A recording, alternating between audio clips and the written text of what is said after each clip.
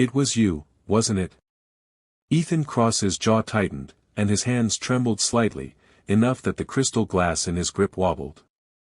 She had no idea that a single careless word had touched a nerve he had spent years burying. A secret so delicate, so dangerous, that exposing it could unravel everything he had fought to protect. The ballroom glittered with golden light, chandeliers scattering fractured reflections across polished marble floors. Yet Ethan barely noticed. His eyes were locked on Clara Vale, the woman whose laughter always teased at the walls he had built, unaware she had just pressed against one of his deepest vulnerabilities. You did what? His voice was low, almost breaking, though he tried to keep it steady. I didn't know it would. Clara's hands twisted nervously around the champagne flute, her smile faltering. You were supposed to, never mind. He turned away, jaw tight, trying to mask the panic racing through him. His chest felt heavy, pulse thundering in his ears. Around him, the golden light shimmered like a cruel mockery of his calm facade. Clara froze, confusion and guilt flickering across her face. Ethan wanted to protect her from the consequences of her curiosity, but pride and fear clawed at his chest. He swallowed hard, realizing the ripple she had started would not fade quietly. Nearby, a waiter startled by Ethan's sudden movement nearly dropped a tray of glasses. The soft clatter echoed through the room, drawing a few glances from other guests. Ethan's jaw clenched tighter, realizing his internal panic now had visible, immediate consequences. He couldn't hide it. His reputation, controlled for decades, was already trembling. Ethan Cross had everything the world could measure: wealth, influence, a name that commanded respect. Yet beneath the polished suits and glass towers, he was a man defined by secrets and fear. Years ago, betrayal had almost destroyed him. A trusted friend had leaked information that led to public humiliation, a failed business deal, and the sudden end of his engagement. That wound, still raw, had taught him to trust no one. Friends were a luxury he could not afford. Love was a risk he refused to take, until Clara Vale had no idea the effect she had on him. She was intelligent, compassionate, fiercely independent. She had grown up managing responsibility and chaos at home, but she had never learned the consequences of unwittingly triggering someone's hidden pain. Ethan admired her for it, and that admiration had deepened into a quiet obsession, the kind that kept him awake at night, wondering if he could ever risk opening his heart without destroying himself. From the shadows, Lucas Vale watched. Where Ethan was measured, Lucas was instinctive and ruthless, shaped by a childhood in the shadow of a father who never truly celebrated him. He had learned early that the world rewarded those who took rather than waited. Lucas thrived in tension and now saw the small crack Ethan could not ignore. His smirk was subtle, predatory, and dangerous. Vivian Kane lingered at the far edge of the ballroom, her expression a mixture of calculation and pride. She had betrayed Ethan once before, not out of malice but ambition, and now she watched to see how her past actions might finally tip the scales in her favor. Her fingers traced the rim of a glass with deliberate care. She appeared calm, but every twitch betrayed her anticipation. Before tonight, Ethan's life had a rhythm of control, every day scheduled, every interaction calculated. His penthouse overlooked the city in perfection, each object placed deliberately, each moment orchestrated. Clara had become an anomaly, a rare spark he could not resist. Their encounters were always measured, polite, carefully distant. And that distance had felt safe, until this moment. You always seem so confident about everything, Clara said, laughing lightly as they moved toward the balcony. But I remember hearing that one deal didn't go exactly as planned, right? The air froze. That casual phrase ignited a spark Lucas noticed immediately. He smirked, sensing leverage. Ethan's stomach tightened. That deal was the secret he had buried, carefully, meticulously. A secret that had led to betrayal years ago. Ethan froze, fists clenching at his sides. Chest tight, cold sweat prickling his neck. He forced himself to speak. What did you hear? His voice was controlled, but shaky. Clara's hands twisted nervously. Oh, never mind. Her eyes were wide, her apology unspoken but felt in every glance. Lucas, across the balcony, tapped a message on his phone, the faint glow reflecting in Ethan's eyes. Suddenly, he realized Lucas might know more than he should, the first immediate consequence of Clara's words. His pulse spiked. Vivian's gaze flickered, calculating. He has no idea, not yet, her inner voice whispered. But soon, he'll understand why I did what I did. And maybe, he'll need me. Her glass clinked softly as she shifted, drawing a few glances from other guests. The social stakes layered atop the personal ones. Clara laughed lightly again, unaware of the consequences, referencing the bold deal once more. Ethan's carefully constructed walls, built over years of pain, shattered in a heartbeat. Every control he maintained, every carefully orchestrated boundary, felt meaningless. The ripple had become a tidal wave. Ethan's fists unclenched slightly, though his shoulders remained tense. He felt the weight of eyes on him, Lucas's smirk, Vivian's calculating stare, and Clara, blissfully innocent, at the epicenter of the storm. His chest ached, pulse hammering. The calm, controlled world he had known was gone. He realized with sudden clarity that there was no going back. Every decision from here would have consequences, choices impossible to make without pain, loss, or betrayal. The golden lights of the ballroom reflected harmlessly on the polished floor, but inside Ethan, chaos reigned. He swallowed, forcing a semblance of composure, though the room itself felt like it could collapse around him. Every heartbeat, every glance, every small gesture now carried the weight of revelation and consequence. His life, his empire, his heart, they were all on the edge. The soft clatter of a dropped glass nearby reminded him that the world would not pause for his panic. The collision of love, betrayal, and old wounds was imminent.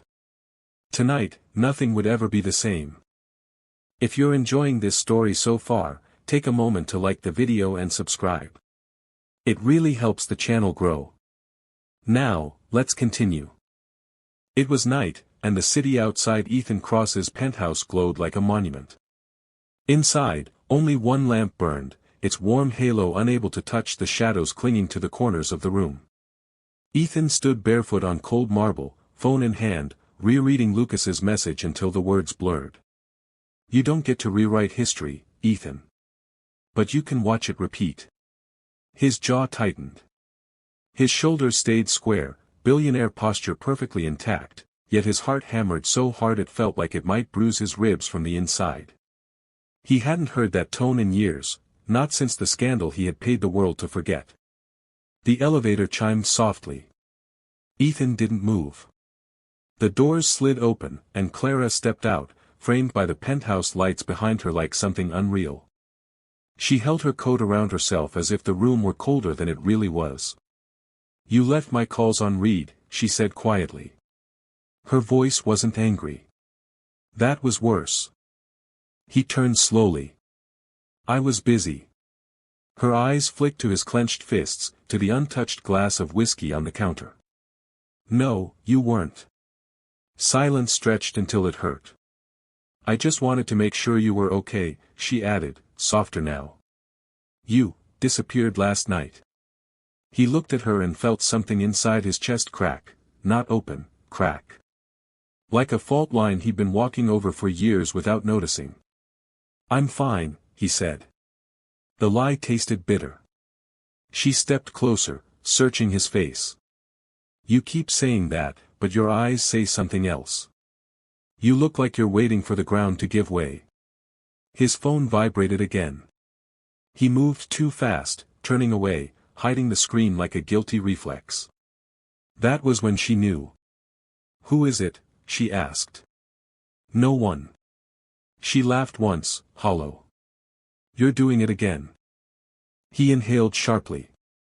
Doing what? Deciding for me. Shutting me out before I even know what I'm supposed to be fighting. He finally faced her. You don't want this fight. Her lips parted. You don't get to decide that. Another vibration, Another threat waiting to be read. He crushed the phone in his palm. Please, just go home. Her eyes filled, but her voice stayed steady. I am home. He didn't answer. She stepped back as if he'd pushed her. I don't recognize you when you do this, she whispered. It's like you disappear behind your money and your silence. Clara. She shook her head. No. You were supposed to, never mind.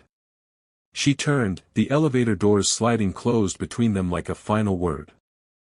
Ethan didn't move until the hum of the lift faded. Then the room felt too large, too empty, like it was echoing her absence back at him. His phone buzzed again. Warehouse. Tonight. Vivian is done waiting. The warehouse smelled like oil and rust, a graveyard for broken machines and older secrets. Fluorescent lights flickered overhead, throwing shadows that moved when nothing else did. Vivian stood in the center of the cavernous space, tablet tucked under her arm, heels clicking softly on concrete. You're late, she said. I came, Ethan replied. That should be enough. She smiled thinly. It never is with you. She tapped the tablet, and the screen lit up with documents, contracts, photos, emails. His past laid bare in cold digital light. How did you get these? He asked. She shrugged. You'd be surprised what people will trade when they're scared. Scared of me? Of being erased by you. Her words slid under his skin. You're working with Lucas, he said. She didn't deny it. He needed leverage. I needed insurance. You needed a reckoning. His chest tightened. What do you want? She studied him, eyes calculating. The truth. Publicly. Or the woman you love becomes collateral damage. The word love hit harder than the threat. On his way out, his phone buzzed, a message from Lucas this time. A video. Clara walking down the street outside his building, wiping tears from her face, completely unaware she was being watched. Tick-tock, the caption read. Ethan's pulse roared in his ears. The boardroom the next morning felt like a courtroom without a judge. Long polished table, faces arranged in polite hostility. Lucas sat 3 seats down, relaxed, confident. Ethan took his place, spine straight, heart slamming against his ribs. Lucas leaned over casually. You look tired. Ethan didn't blink. Funny. You look reckless. Lucas smiled wider. You always did mistake confidence for danger. The meeting blurred, financial forecasts, mergers, applause at numbers that meant nothing anymore. Ethan caught Lucas watching him in the reflection of the glass wall, waiting for him to crack. Afterward, as everyone filtered out, Lucas blocked Ethan's path. You should have stayed buried, Lucas murmured. Now you're dragging her down with you. Ethan shoved past him. Stay away from her. Lucas's voice followed him. Then stop lying to her. Clara showed up at his office that afternoon without calling first. Her eyes were red-rimmed, makeup hastily applied, as if she'd cried in a mirror and tried to erase the evidence. I don't want to fight, she said, standing just inside the doorway. But I can't keep guessing what version of you I'm walking into. He stood heart racing. This isn't a good time, he said. She laughed weakly. It never is. Taking a breath, someone sent me a message. His blood ran cold. What kind of message? Her fingers trembled as she pulled out her phone, the same blurred video showing her leaving his building, being watched. They said you were the reason, she whispered. They said you were hiding something that could destroy you, that you'd let me be used instead of telling me the truth. He couldn't meet her eyes. She waited. He stayed silent. Her shoulders sagged. So it's true. He stepped closer. I'm trying to protect you. She backed away. By lying. By letting strangers scare me in the street. Her voice cracked. I don't feel protected, I feel like bait. That word broke him. She turned toward the door. I don't know who you are when you're like this, but he wouldn't do this to me. He whispered, I'm sorry, but she didn't stop walking. That night Ethan sat alone in his penthouse, the city glittered beyond the glass like a lie, his phone buzzed again and again with messages from Lucas, from Vivian, from unknown numbers he didn't answer. At midnight another video arrived, Clara at the cafe across town sitting alone, staring at her phone, his breath caught. "You still have time to choose," the message read. He closed his eyes, chest tight, cold sweat slicking his back. For years he'd survived by controlling every narrative, burying every flaw. Now his instinct to protect himself was strangling the only thing he'd never tried to own. He whispered into the empty room, "I don't know how to save you without destroying myself." The phone vibrated again, this time it wasn't a threat, it was Clara calling. He answered instantly, "Clara." Her voice was barely there. I needed to hear you, even if you won't tell me anything." He swallowed, "I'm scared." There was a pause. "Of me?" "No," he said quickly, "of losing you." She exhaled shakily, "Then stop pushing me away." He closed his eyes, pain flooding his chest. "I don't know how." The line went dead, and for the first time in his life Ethan Cross realized that every wall he had built to survive was now the reason he might lose everything that mattered. The rain came down in sheets, blurring the city into streaks of silver light. Ethan Cross stood alone in the back of a black sedan, fingers pressed against the cold window as the driver waited for instructions he couldn't give. His phone rested in his lap, vibrating like a pulse he couldn't silence. "You have 20 minutes. Bring the confession or she disappears." His reflection stared back at him from the glass, not the billionaire the world knew, but a man hollowed out from the inside.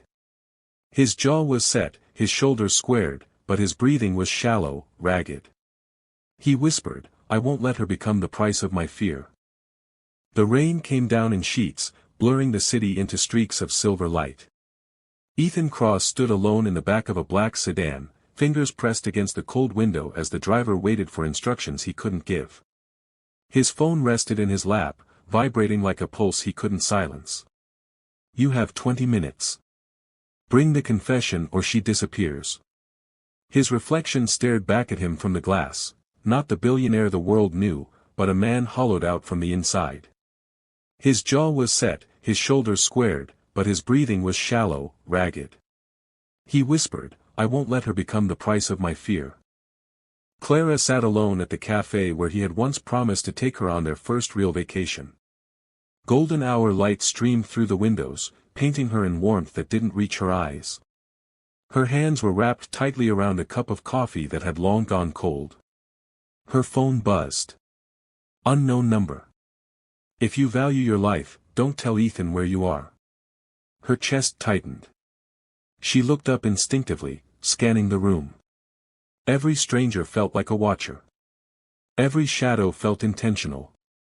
She typed, erased, typed again. "Why me?" 3 dots appeared.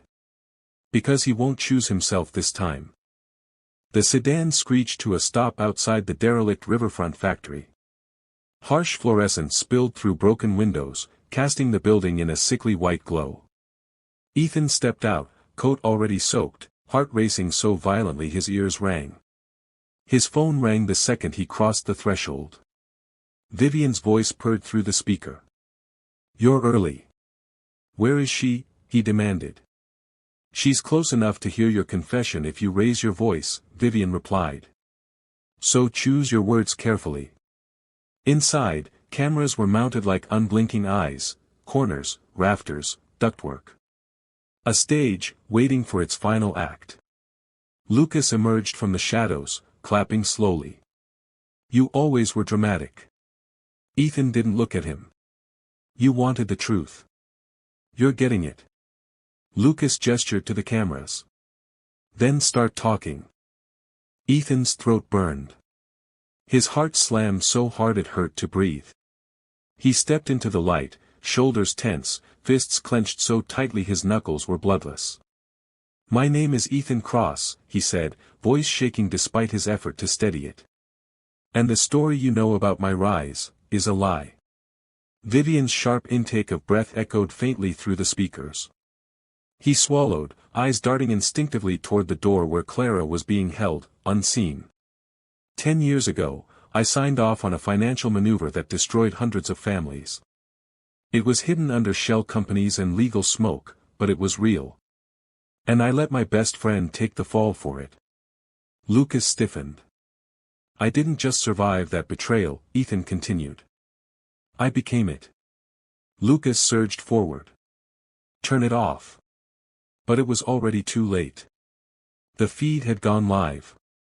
Police sirens wailed in the distance, faint at first, then louder. Vivian cursed under her breath. "You idiot. Let her go," Ethan said hoarsely. "You don't need her anymore." The door behind him creaked open. Clara was pushed inside, wrists bound, eyes wide with terror. The fluorescent lights made her look fragile, almost unreal. Her gaze found his and broke into something like relief. "Ethan, what are you doing?" He took a step toward her. "Fixing what I broke." She shook her head, tears spilling. "I didn't ask you to burn yourself alive for me." "I did," he whispered. "Years ago. When I decided not to trust you."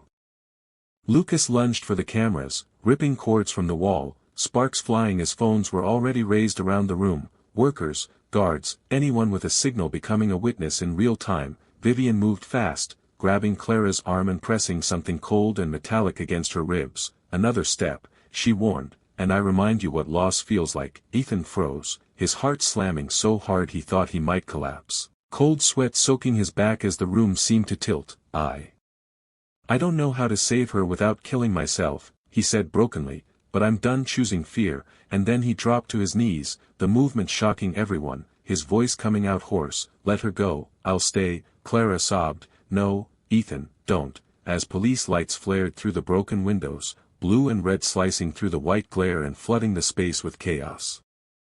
Vivian hesitated, and that was enough. Clara elbowed her captor with every ounce of strength she had left, and the metal clattered to the floor. Officers flooded the room, shouting, weapons raised. Lucas was pinned to the ground, screaming as handcuffs snapped shut. Vivian tried to run, but was tackled before she made it 3 steps. The room erupted into chaos, but Ethan saw only Clara. She ran to him, collapsing into his arms, both shaking too hard to speak. "I thought I was going to lose you," she cried. He held her like he'd been drowning for years.